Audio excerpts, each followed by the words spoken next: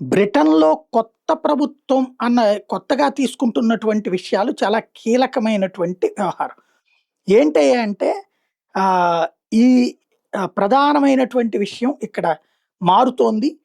ఆహ్, తాజాగా జరుగుతున్నటువంటి పరిణామాలలో యూకే న్యూమరసీ టెస్ట్‌లు ఏదైతే ఆహ్, ఎథ్నిక్ మైనారిటీస్‌కి కూడా అక్కడ ఒక కొత్త కాన్సెప్ట్ ఇచ్చింది. ఏంటయ్యా అంటే ట్రెజరీ మీద కమాండ్.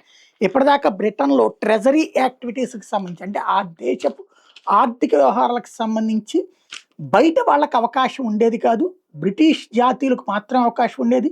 తెల్ల జాతీయులకు మాత్రమే అవకాశం ఉండేది. ఆ తర్వాత నల్ల జాతీయులకు కూడా అవకాశం ఇచ్చారు. ఇప్పుడు అలా కాకుండా ఇతర దేశాల నుండి వచ్చినటువంటి ముస్లింలకు కూడా దాంట్లో ఉద్యోగాలు ఇవ్వడానికి రెడీ అన్నటువంటి కీర్ స్టార్మర్ అయితే దిగిపోయాడు. ఆ తర్వాత వచ్చే ప్రభుత్వం ఏం చేస్తుందంటే యూకే రిఫార్మ్ పార్టీతో పాటు ఇతర పార్టీలు ప్రశ్నిస్తున్నాయి.